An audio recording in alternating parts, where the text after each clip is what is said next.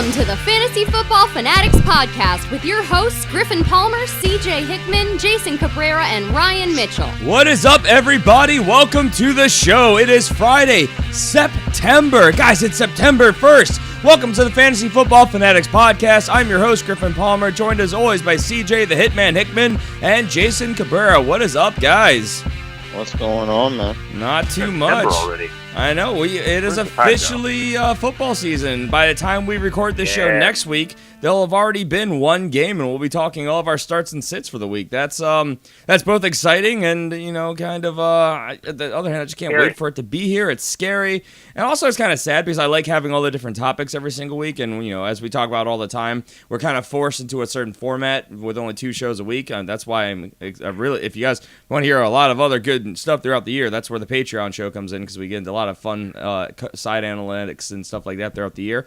But anyway, this is the Fantasy Football Fanatics podcast, the official podcast of the fantasyfootballfanatics.com. We hope you guys all enjoy the experience. We welcome you to the show. We have an amazing show for you guys today. Today we're going to be doing our My Guys episode. Now, this is something that has been pretty heavily requested. I guess our rankings and everything weren't enough. I know a lot of other websites and shows do this. Maybe people are just curious who are our guys. Now, we're doing a sleepers show on Tuesday, so we went with not so much like late round our guys that we're going to be trying to snag later on, but these are the guys that we have to have in our leagues this year. Guys we find ourselves targeting, guys we find on a lot of our rosters, things of that nature. So we'll get to that very, very soon. Of course, as always, please make sure you guys subscribe wherever you are listening, iTunes or Stitcher or YouTube, wherever. You can follow the show on Twitter at the FF Fanatics. That's the easiest way to keep up to date with us, and we tweet out basically everything, including throughout the season, all your injury updates on Sunday. So that's pretty important considering we won't be recording again until Tuesday. So Friday to Tuesday, that's a big time gap. So get your updates throughout the weekend.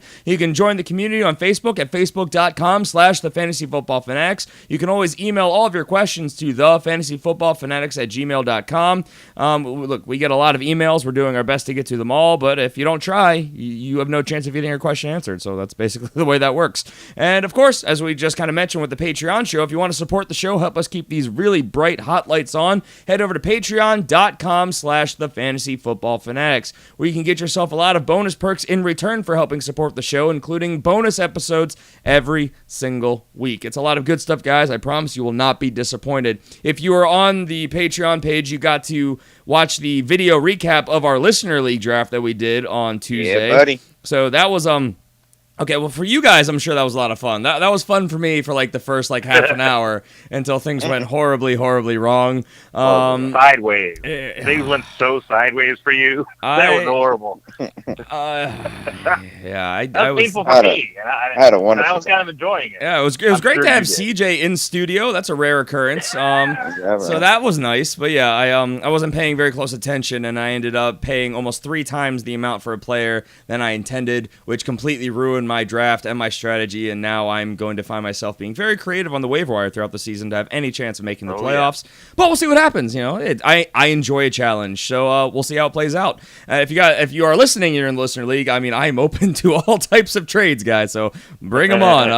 I'm willing to make some moves, make some things happening. But again, nobody cares about our league, so let's go ahead and move on to the top headlines from around the league. Let's start with the quarterback news in Indianapolis, where the Colts the Colts owner Jim Irsay, he acknowledged in a press conference on Thursday that Andrew Luck is unlikely to play in Week 1, still recovering from shoulder surgery.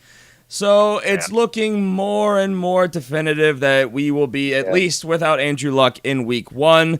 I mean, he is plummeting in drafts, guys. He's going close to double digits, if not in double digits lately. And honestly, I believe in late round quarterback, but if he's that late, I don't care if he misses 3 or 4 weeks. I'm picking him up because when he's in later in the season, he's going to be very, very good. But hopefully you have contingency plans because we've been saying for weeks, if not months now, that this was a very possible outcome. So, we've all been expecting this, so I doubt anything's changed in our perspective. I don't think any of us are surprised to hear this. What are you guys' thoughts? I mean, it just hurts the value of all the people that surround him. I mean, you would like some more certainty of when he was going to actually be able to play. But right now, it just feels like it's up in the air, and now you're just pushing it back, and you're like, well, of course he's going to be back by week 5 or week 6. Well, we don't really know that. So, I mean, it sucks because guys like T.Y. Hilton and Dante Moncrief, those guys that are basically handcuffed to Andrew Luck, they're falling down too just because they don't like the quarterback situation that's there outside of Andrew Luck. He should definitely be back by week 17, is all I'm saying. Jason, what are your thoughts?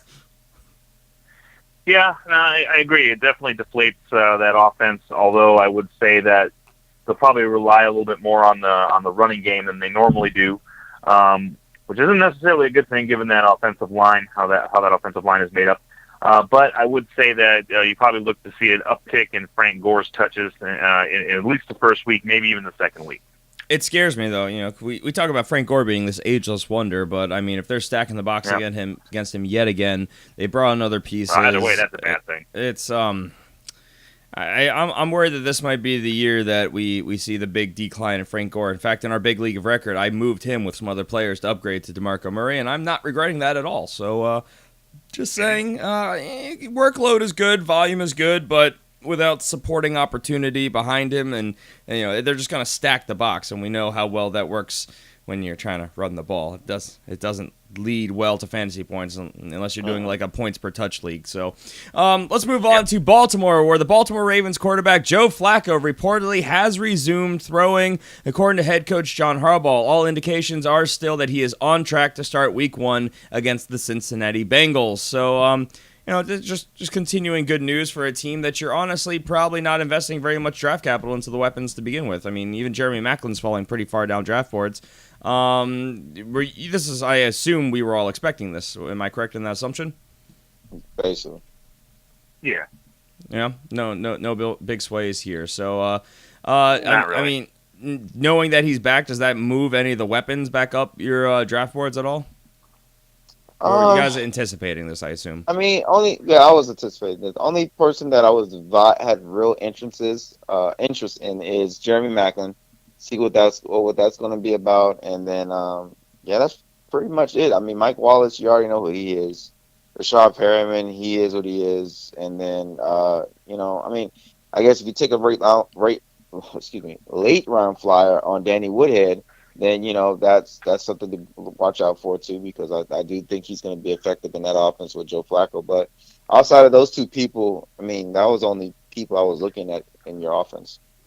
Yeah, I mean, Jeremy Maclin's going in the back of the 8th round. I think that's good value for a guy who's going to probably get at least 120 targets this year. Mike Wallace going in the 12th round, and I mean, he was a 1,000-yard receiver last year, finished as a fantasy wide receiver too in standard leagues. So, it could be some serious late round value there, because this is a team. I mean, look, I've been saying this for weeks, and the preseason has shown it, that the defense is going to be special. They're going to keep the offense in scoring positions. The offense, we haven't really seen it yet. It's been a lot of second-tier players playing throughout the entire offseason, Joe Flacco not being in. We've seen Maclin for like one game. Mike Wallace, limited snaps. Rashad Perriman's been hurt. So once we get all these pieces back for week 1, I don't really know what to expect. I'm not expecting this to be an offensive juggernaut, but I think that these values are very, very good for players that have an opportunity to give you a decent, probably wide receiver 2 ceiling. So, just players to keep in mind. Let's move on to the running backs, where the Fort Worth Star-Telegrams'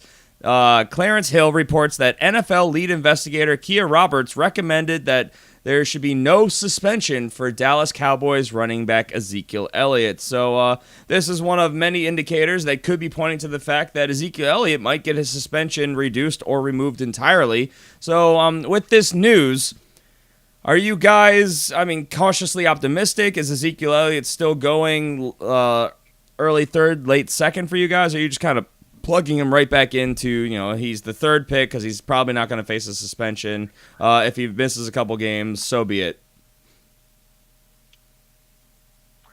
That's hard to quantify, because the lead investigator is recommending that, but it's going to come down to the wire and the decision that they make. I'm not willing to move him just yet until I know more. Fair enough. Yeah, it's pretty tough. I just recently did a draft for a friend, and I still see him going around that same time frame. And then the couple of drafts that we've done recently, he's going around that same area, if not maybe a round or 2 later.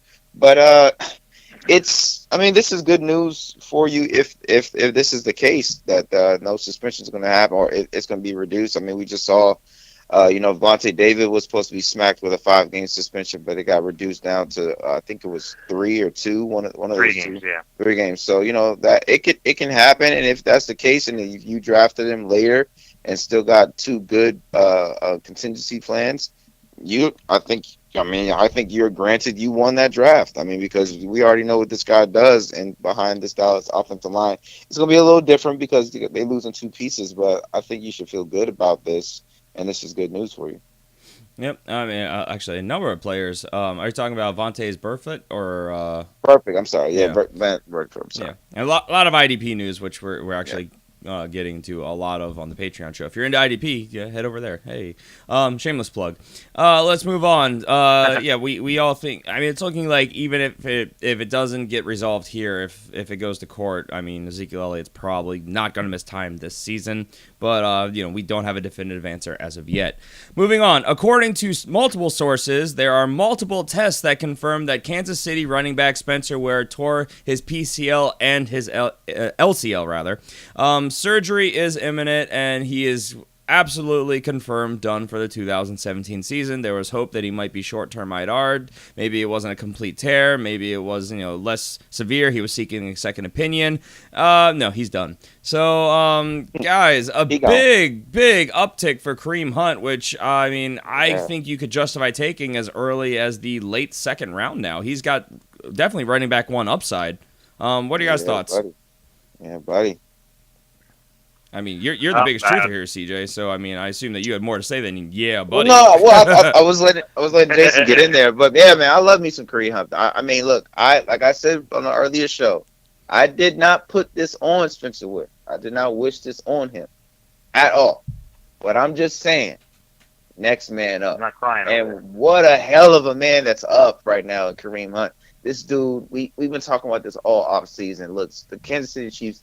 They have not shown they actually believe in Spencer Ware. They have not put all the support, all chips in. They're all in on this dude. They have not been that guy. One guy they have been putting up there and wanting to be that dude is Kareem Hunt. He's bigger, he's stronger, he's faster, he's more athletic, and he got hit with a little injury during the preseason, so we couldn't really see everything. But from what I've seen, I love everything I've seen about this dude, and I can't wait now. I've been trying to pick him up in most of the drafts I'm in. I'm in about 5, and I think I picked him up in 3 of them. So I'm feeling really good, and I know that he's going to get a good workload, and he's going to get some good fantasy points from me. CJ, you remind me of have you seen those videos? They used to be going around Facebook all the time, where it was like Chuck Norris and what's his name from Saving Private Ryan, like sniper scenes where they show these guys like shooting their guns from movies, and then it cuts to a video of somebody face planting or getting injured or something crazy happening. That's how I picture you doing to Spencer Ware. Just gotcha. No, gotcha. I did not do that to him. Jason, what are your thoughts here? Yeah, I picked up Kareem Hunt in a late round in a draft I did, and I look like a genius right now. It happened before the injury, because that was my early one. I told you guys I did an early one, and I ended up with a starting running back now. And like you said, this is justifiably can take him in the second round easy, And there's a team that likes to run that ball, so I really expect to see Kareem Hunt unless he face plants, unless he has a bad year, which I don't see that happening. I mean, the guy is very, very talented. I expect to see him get a huge uptick, and if you did draft him earlier on, congratulations. Yes. I am actually, I forgot, in my family league, I could pick him up right now. I think I'm going to do that as we're talking. Whoa, what is this? Family league, don't let it happen. Oh, no, too bad this isn't live audio. Let's move on to Seattle. Just a random side league that I drafted in that I realized he's probably not gone in. And there he is, looking right at me. Let me figure out who to drop. Family league. Anyway, we'll get to that. Let's move on to Seattle with the Seahawks, where head coach Pete Carroll considers both Eddie Lacy and Thomas Rawls as starters. So this is looking more and more like it is going to be a full-on, full-blown committee with no lead workhorse back. So, I mean, obviously this murders the value and the upside to either one of these players until one of them potentially gets hurt. Not the outcome any of us were hoping for. What are your guys' thoughts? I'm looking for that button. Where's that button we were talking about? Yeah. Coach speak. No. That's not going to happen.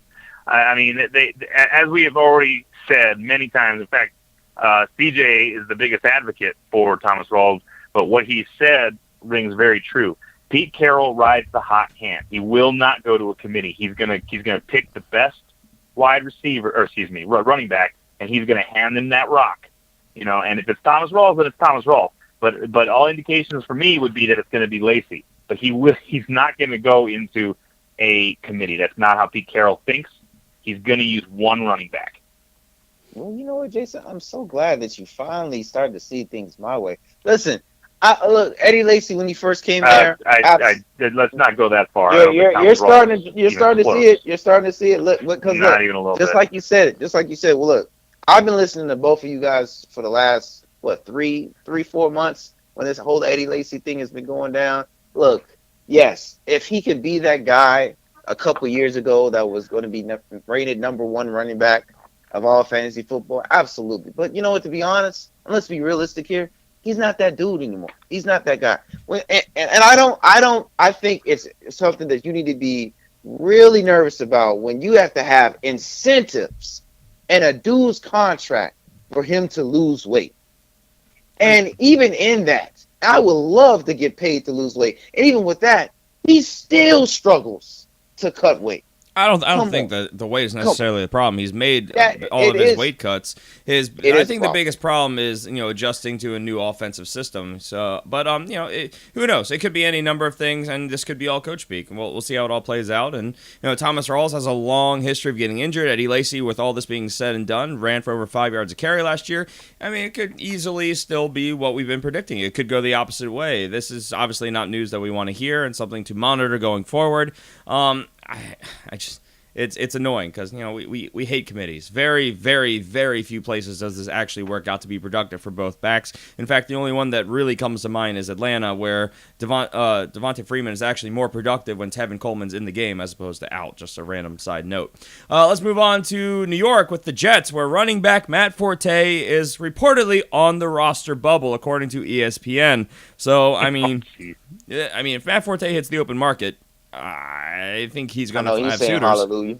Yeah, I think he'll be happy to get out of there. Save a twilight year of his career and maybe get on a competitive team, and he'll still make some money because he's guaranteed some. So he could walk away with a decent check and have a chance to actually compete this season. Do you guys have any? I mean, obviously, do you think this is going to happen? Let's start there. And is there any landing spots that you think would make a lot of sense for Matt Forte without diving too far into this, knowing it's all speculation? I want it to happen. I would love to see Matt Forte leave that team because that would do two things. That would free me up to be able to say, okay, Bilal Powell's the guy. And secondly, Matt Forte will end up on a team, like you said, that is maybe attempting to compete now or is in a position to compete at least within their division. As far as where he might land, I don't know. Maybe I was actually thinking Philly. I mean, compete with Blunt.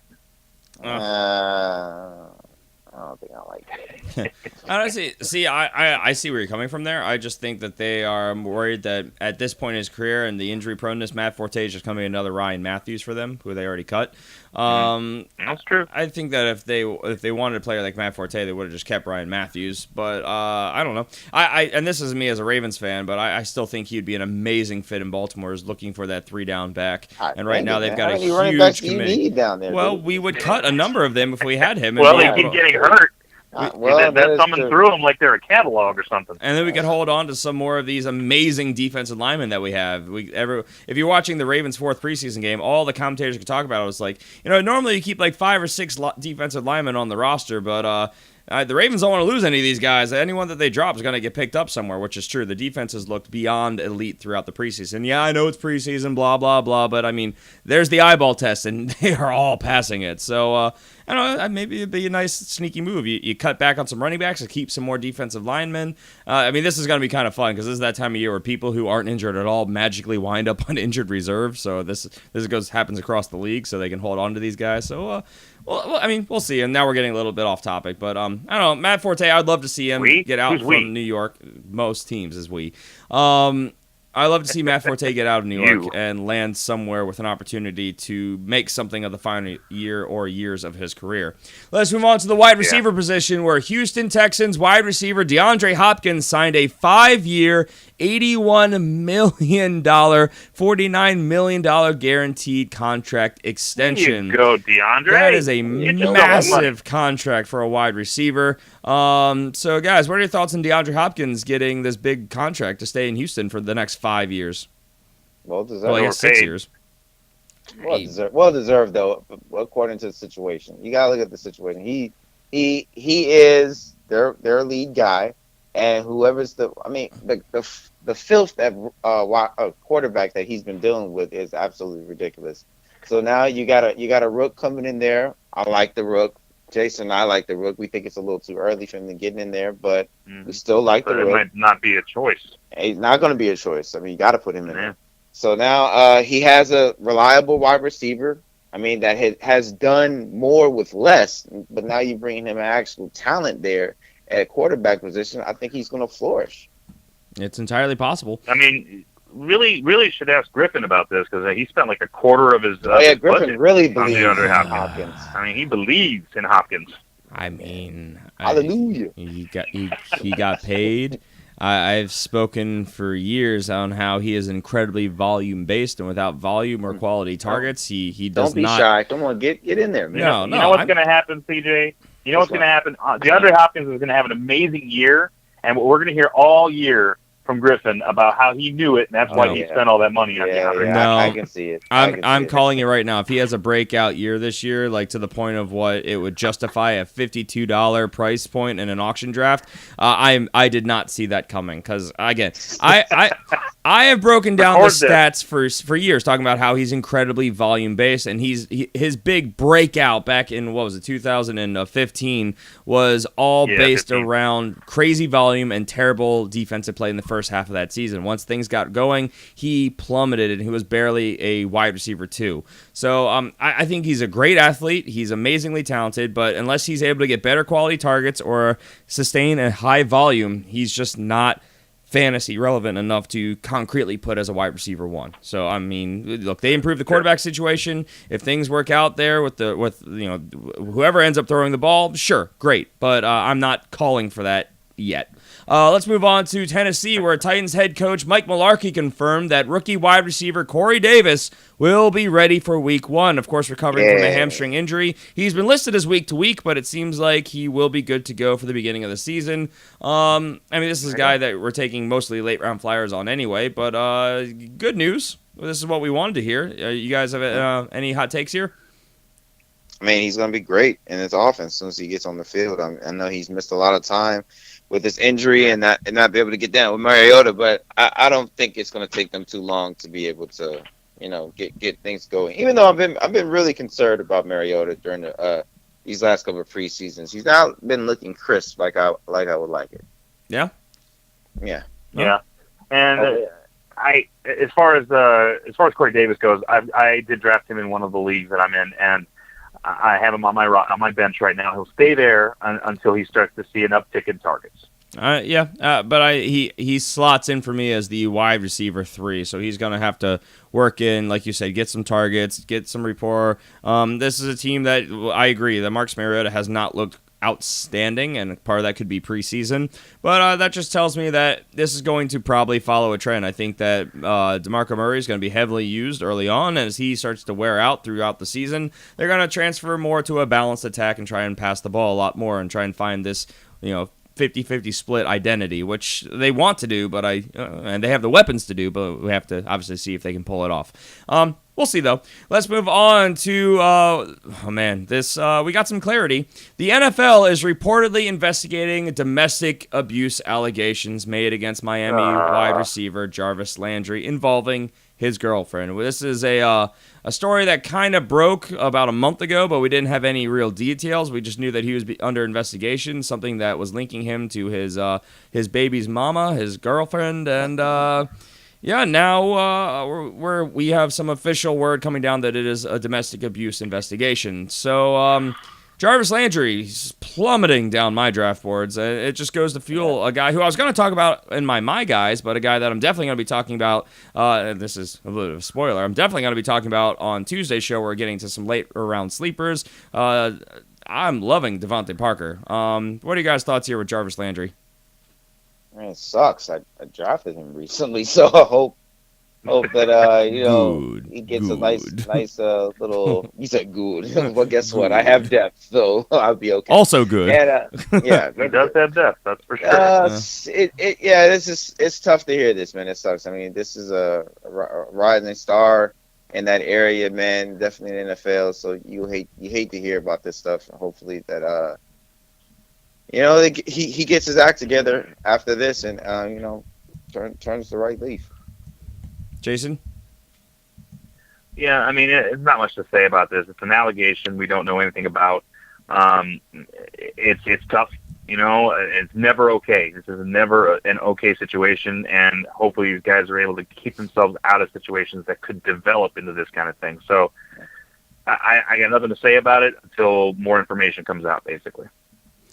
I agree. So with that, let's move on to some tight end news, where San Francisco 49ers have traded tight end Vance McDonald and a 5th-round pick to the Pittsburgh Steelers in return for a 4th-round pick. So obviously this kind of curveballs a lot of stuff. Vance McDonald is a guy that I have talked up in years past, and I mean, I used him to win a championship in our big league of record back in 2015. But guys, what are your thoughts here?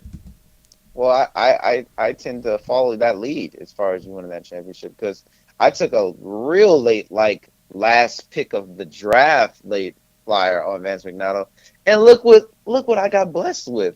I got blessed with a guy that's about to be a starter. Oh, and he's connected to Ben Roethlisberger. Oh, I love it.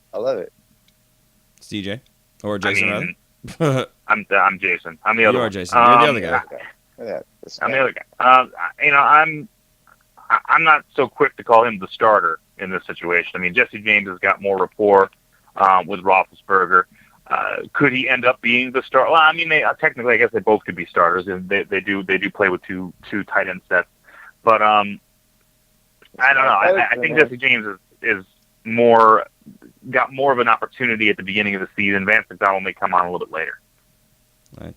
It's all true. It's all possible. I like him a lot. Like I said, I think Jesse James he's got a role. He's going to be the starter. I think it's going to be just a process of getting this 2 tight end set going, and maybe Vance McDonald does take over and becomes the more fantasy relevant guy going forward. Obviously, they wouldn't have made this move if they were very confident in Jesse James, but I don't know. We'll see. I don't anoint him like the go get him, must start, pick up waiver wire guy at this point of the offseason. So, we'll see how it plays out. All right, with that, let's move into our topic of the day, which is our My Guys really section, our guys we have to have in our fantasy drafts. And this is guys that we're targeting for various reasons, guys that we have already picked up in a number of leagues, so they have to qualify as our guys. Guys that we're very high on for various reasons, and maybe it's unique to our rankings, and maybe it's as a whole. But let's go ahead and start. Is there a guy that one of you want to start with? I know Jason's pretty passionate about a couple of his, so I think I'm going to throw this to you first, Jason. Oh, that's me. All right. Yes. Well, a guy that I pretty much I got in most of the leagues that I jumped into was Marshawn Lynch. And you guys, if you've been listening to the show, you've heard me talk up Marshawn Lynch. I'm very high on Marshawn Lynch for a couple of reasons. First off, the big knock on Lynch when he was still active 2 years ago was he was fatigued, he was hurt, he was chipped up, a lot of tread off the tires. He was just done, and he retired. He took a year off. He's had a year to recuperate, a year to get right physically. Okay, he's come back. and he's come back to a team that has a much better offensive line than he has ever run behind before. An offense that plays more to his strengths, I think, than what he has had in the past. So with a year off to recuperate and running behind one of the better offensive lines in the league with one of the better offenses in the league this year, I think we're going to see. I see Marshawn Lynch as being a top 3 running back in fantasy. I definitely think he has the upside. I think he could land there. My concerns, of course, are we have to see it materialize because he's another year older. There's all the concerns out there. You could easily make an argument either way, but I am in the same camp as Jason. I think that Doug Martin. Well, I'm looking at my guy. I'm going to be talking about Marshawn Lynch.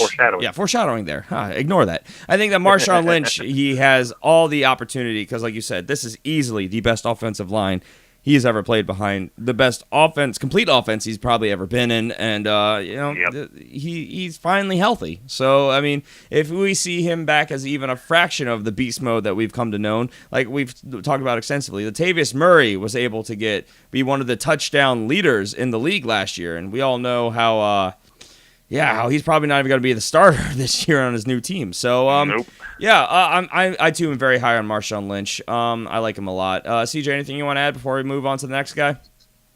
I mean, I like Marshawn Lynch. I like the guy. I'm a little concerned about the situation though. Because I look at it like this. I think reality is gonna top fantasy when it comes to fantasy football right now because when they brought him in there, they're looking at him as that next piece to put them over the edge. And what was that place that was trying to get them over the edge was in the playoffs. And I mean, if it wasn't for Derek Carr's injury, we don't know what was going to happen to this team going into the playoffs. So I don't see them like going real reckless, like Ezekiel Elliott type numbers with him.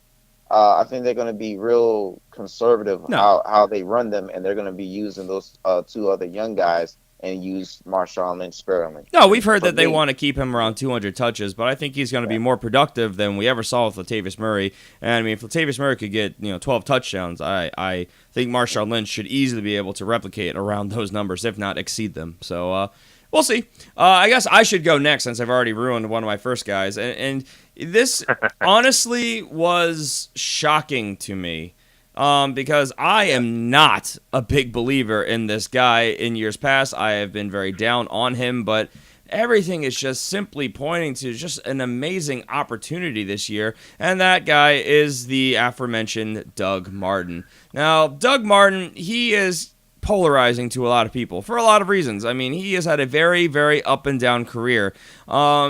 We've seen it when he is motivated, when he is in great shape, when he is doing what he needs to be doing in the offseason going into the season. He puts up top 3 running back numbers. I mean, go back to 2015 where he was a monster, and then he got a monster contract, and then he disappeared and had a terrible 2016, not motivated. By all accounts, he is in the best shape of his life. I know that's the offseason trope, but he's in the best shape he's ever been in. All the reports look great. All the training camp footage, all the reports, every independent person watching practice, they're all saying he looks absolutely phenomenal. I mean, they're saying he looks way, way better than his 2015 form. And this is a guy who is playing for his NFL career because there was a good chance he would get cut. And they have outs in his contract coming up. So, I mean, he's motivated as it gets. So, I mean, this is a guy also you can get almost as a 5th-round pick because he is facing a 3-game suspension. So, if you are able to draft somebody,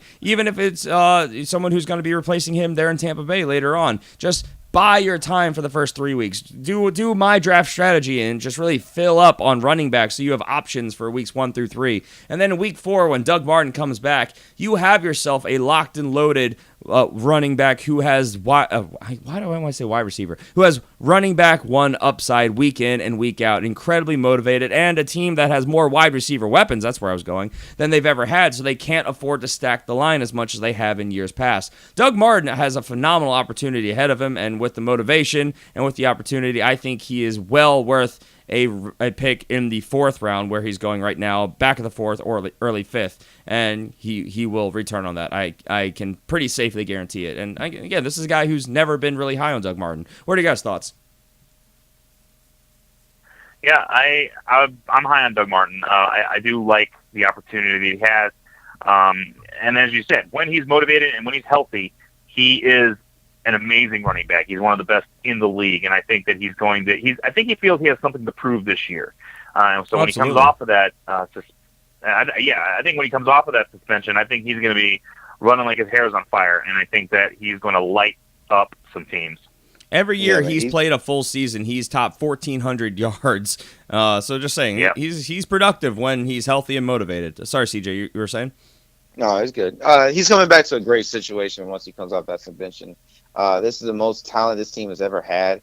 And as far as position where you can be able to get him, I even got Doug Martin in the 7th round. Wow.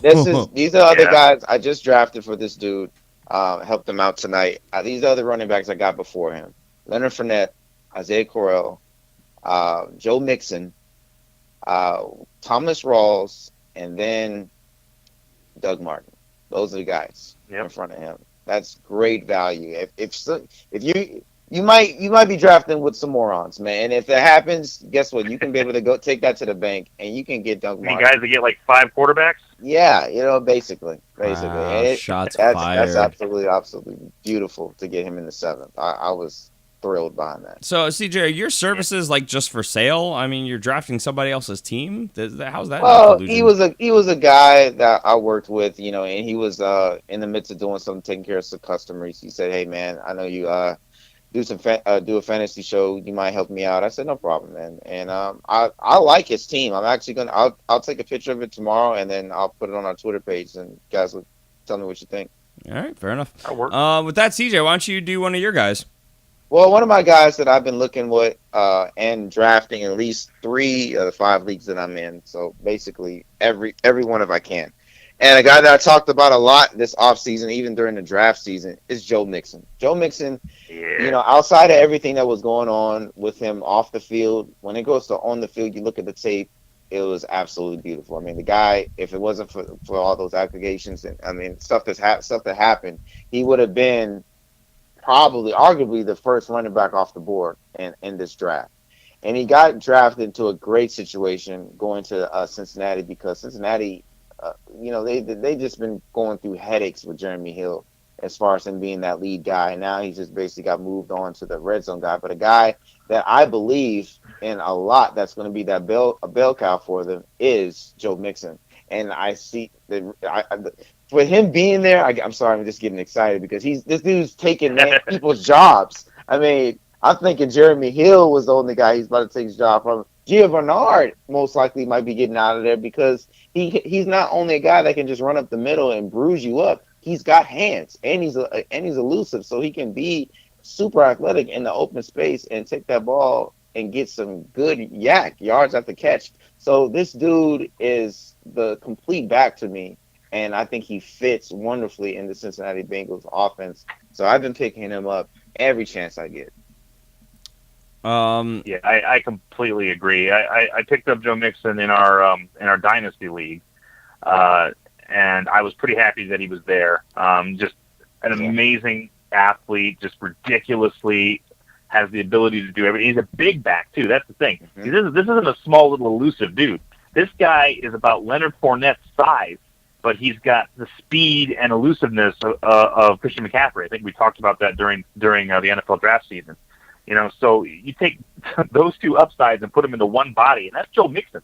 So, yeah, I think if you're able to pick this dude up, he's going to be a steal. He may not start the season as the starting running back, but I think he's going to be the starting running back very soon. Remember when I was typing in there and we were talking about how we were going to make changes in our Dynasty League and I wasn't paying attention to who I drafted? I auto-drafted Leonard Fournette, and I was meant to target Joe Mixon. So, yeah, that was and then I drafted Joe Mixon. Yeah, next pick. So I that saw made me Jason sad. do it, and it was just a single tear came down my eye. I was just happy. It should have been me. I couldn't do anything about it. Now, this being said, I agree with everything you guys have said, but I have to continue to preach caution here just simply because I'm an AFC North fan. My Ravens play the Bengals. I see Marvin Lewis every single year. refuse to use his rookies. I mean, we saw Giovanni Bernard, second-round pick, came out, played great when BenJarvus Green-Ellis was still there, and yet he still refused to give him the rock. The following year, they get Jeremy Hill. Jeremy Hill plays great, and they refuse to give him the rock. They work in Giovanni Bernard. Now, this year, they have both those guys yet again, and they draft him, and everything we're hearing is saying that he's going to be used heavily in between the 20s, but it looks like within the red zone, it's going to be Jeremy Hill. In pass catching downs, it's going to be Giovanni Bernard. And I agree that Joe Mixon is by far and away the most talented back they have there. He should have been a first-round pick in the draft. He should have been the first running back taken if it wasn't for off-the-field issues. But, I mean, it's Marvin Lewis who I worry about extensively. Unless there's injuries, and yes, Jeremy Hill is injured right now, but it looks like it's just an ankle sprain. He should be fine for the season.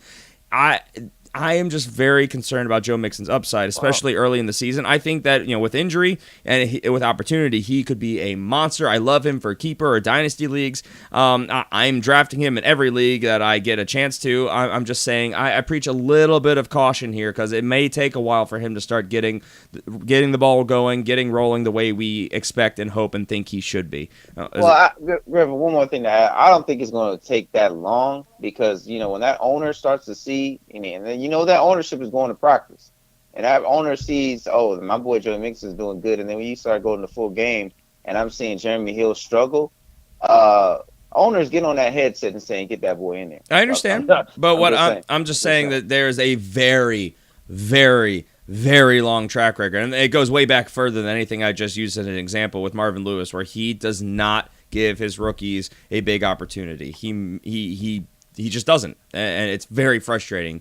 The one exception to this rule may be A.J. Green. So I don't know. It's just frustrating, but I think that if there are injuries, obviously plug him in that next week with confidence, with an uptick in workload, it'll be great. But until then, I've got to see the split because everything we're hearing makes it seem like he's not going to have a lot of scoring opportunity. They're going to be using him for big play and between the 20s, but once they're inside the red zone, it sounds like he's going to be used very sparingly, which is concerning because obviously touchdowns are gold in fantasy football. So with that, let's move on. Jason, what's your next guy? Well, my next guy, I'm going to do a receiver now. Michael Crabtree is my next guy. I got him in 4 of the 5 leagues I'm in. He is very consistent. He's got a high floor, and I think he's got actually a pretty decently high ceiling. Not as high as, say, Amari Cooper on the other side of the field there. But in that offense and with that quarterback, I think he's got a sufficiently high ceiling to be a very, very good receiver. He's finished as a top receiver, 3 years in a row now?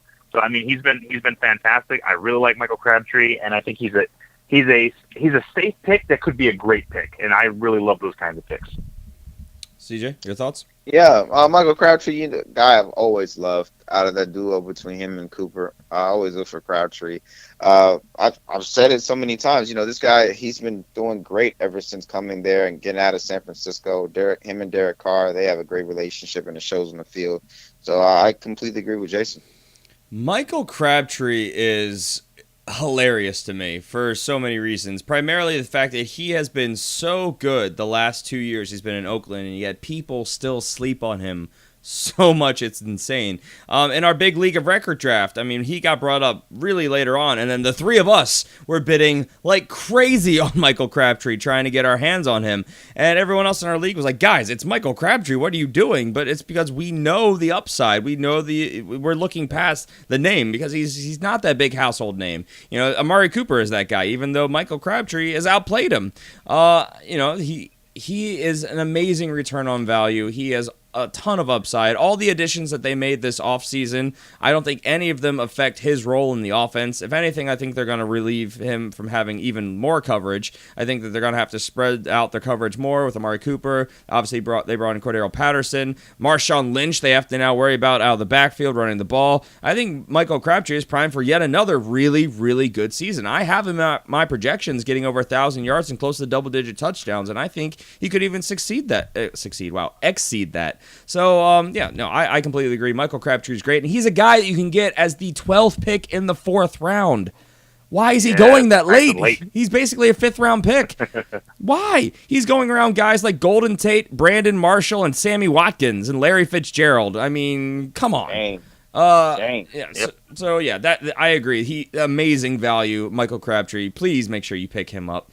I guess that means I'm up next, right? So I did one for each skill position. So I did a running back. Now I'm going to move to wide receiver, and this should be no surprise. A guy that I am incredibly high on. I believe that I'm the highest in the show without looking at our consensus rankings. Is Jordy Nelson, guys? Jordy Nelson. It's a very simple explanation.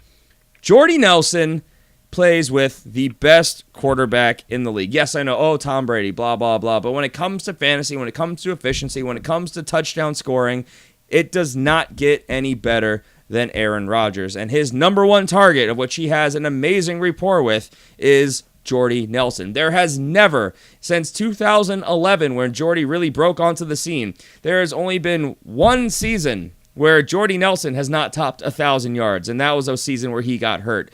I mean, and then obviously 2015 where he missed the whole season where he tore his ACL, but that's neither here nor there. So if we throw out 2 seasons, one season where he was hurt and Aaron Rodgers was hurt, and then the other season where he tore his ACL, the other 4 seasons he finished as a top half of a wide receiver one without breaking into specific numbers. He topped 1,200 yards every one of those years, double-digit touchdowns basically every one of those years. He is locked and loaded for 1,200 yards and 8 or 9 touchdowns, and he easily has the upside to exceed that. In fact, he has exceeded that in the majority of those years. He is just, I mean, this team throws the ball in the red zone more than 3 times more often than any other team in the league. And who is being looked for? Jordy Nelson. Who gets yardage and is targeted in every phase of the offense? Jordy Nelson. He's getting this crazy yardage total on not even 100 receptions. You see other teams out there where you got players like Mike Evans who are getting 150, 160 targets and barely turning half of those into catches. Jordy Nelson is being incredibly efficient, and that has to do with quality of target, the talent of the player. I love Jordy Nelson. Yes, there's an injury risk. Yes, he is 32 years old, which is towards the tail end of being in the wide receiver prime age range, but I think he still has everything he needs, all the tools at his disposal to have another good season this year. I love Jordy Nelson, and I've been targeting him in all my leagues, and unfortunately, because everybody uses my rankings against me, I have not been able to get him in all of my leagues. What are your guys' thoughts? Love him. I love me some Jordy Nelson. I've tried to get him in a couple leagues. The guy I drafted for, I actually drafted him number 1, and he drafted number 4 in the draft. So I picked him up as his number 1 wide receiver. Everything Griffin's saying about Jordy Nelson, absolutely correct. I mean, this dude has been absolutely game busters. Besides that, what was it a couple years ago when he got hurt? But when he gets in there, he is absolute money. So I mean, get him. If you haven't drafted yet, go get him and feel confident that he's going to get you some points because he's money with Rodgers there. Oh, and I meant to say Mike Evans, 170 plus targets to get those numbers. Sorry, Jason, your thoughts? I completely agree with you. Jordy Nelson is absolute money. I mean, the guy is the most targeted guy for the best fantasy quarterback and real quarterback in the league, in my opinion. And he gets the numbers to show it. If he's healthy, he's scoring for you. If he's healthy, he's getting those numbers. He's a top wide receiver. There's never a question of that. So if you get a shot at Jordy Nelson, you should take that shot. All right. CJ, your second guy. Sorry. My second guy. I'll go wide receiver since you guys are doing that. My guy that I've been targeting a lot is Tyreek Hill. Jason and I, we absolutely love Tyreek Hill. We love the situation that he's in. To me, reasons why I really like Tyreek Hill is because he looks to me like a guy that I had an eye on when he first came into the league, and that I panned out on, and it's been absolutely money, and he's been running away and still in my heart ever since he took the starting role and got an opportunity. It's Antonio Brown. Tyreek Hill to me reminds me of a younger Antonio Brown.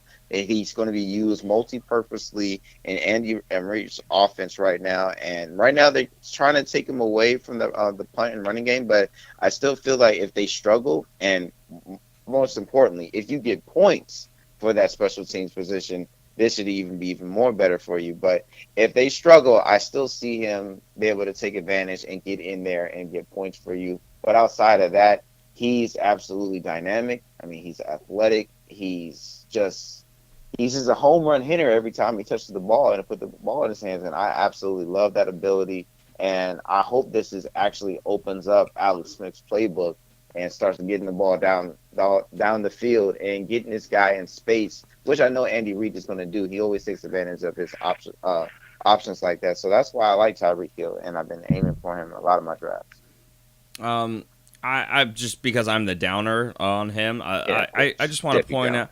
I mean, look, I agree with everything you're saying, except for that I don't think he's going to be in on special teams really that often at all. They've openly said how they're taking him out because look, they got rid of Jeremy Maclin. He is their receiver right now. I think that if the game is on the line and they need a good return to have a chance to win, yeah, sure, they'll plug him in then. But I don't think it's going to be any type of regular rotation. And the big concern for him is that he was very, very, very efficient in getting touchdowns. It was an unsustainable pace, but I think that in his second year with more rapport with the quarterback, more use in the offense being the main target, I mean, freak athlete, home run hitter, all the things you said, yeah, he absolutely has the upside to way outperform where he's even being taken now. That's just... the opposite side of the coin is why I'm being a little bit more cautious with him. But, I mean, this guy has I think, a mid-level floor because of how versatile, all the different ways they just use him and find creative ways to work him into the offense to obviously having the massively high ceiling that both you guys are ranking him at. I see the range of outcomes, and I definitely do like Tyreek Hill. I'm not trying to say don't get him because I agree. He's a phenomenal talent, and he could have a breakout year this year if you don't consider what he did last year a breakout. So, just saying. Jason, anything you want to add before we move on?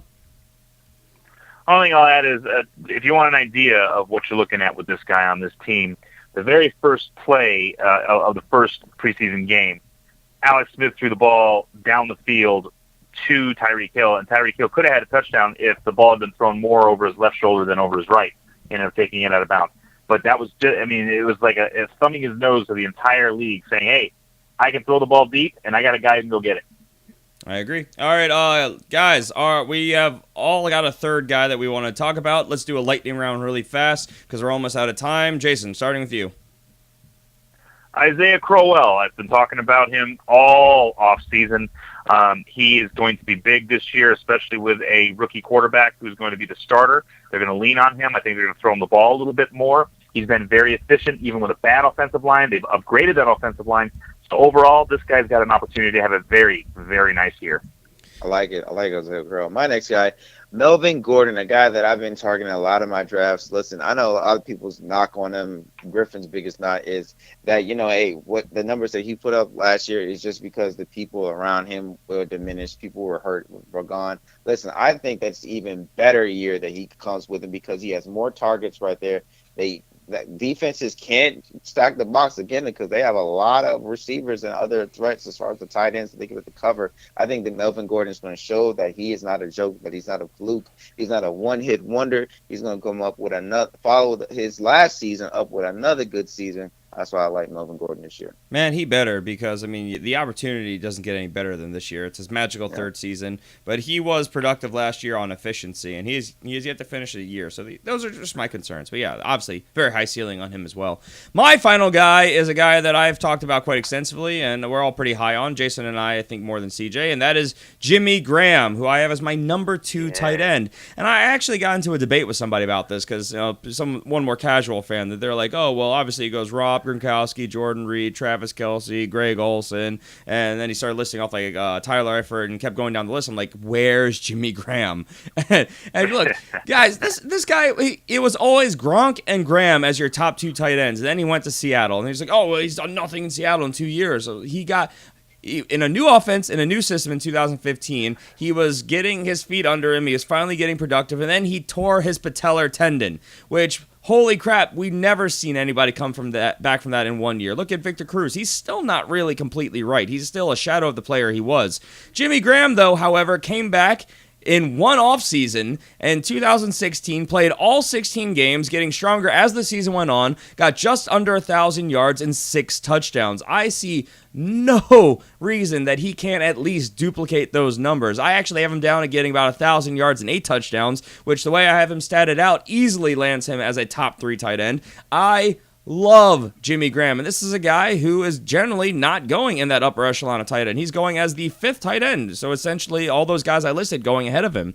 So look, if you like to wait on tight end, but you see Jimmy Graham there, because casual fans, they may think he's past his prime. Don't believe it. The opportunity is there. His role in the offense is there. He is the main red zone pass catching threat there. I love the upside of Jimmy Graham, and I think he can easily return on what we're hoping to see. And I think we all agree with that. Yes? Absolutely.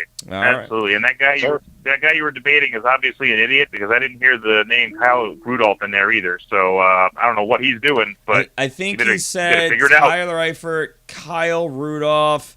Okay. There was one other name he said before. Oh, yeah, Delaney Walker. And then I think Zach Ertz. And then I think he said Jimmy Graham. And I said, you are dumb, good sir. So, all right, with that, let's get out of here. So that's going to do it for us today. Please make sure you guys tune in on Tuesday, which, as we've hinted at pretty extensively to this point, we are going to be doing our top sleepers for the 2017 season. So a lot of our double-digit round upside guys telling you why we like these guys over other ones, and just the opportunity, the upside with those players.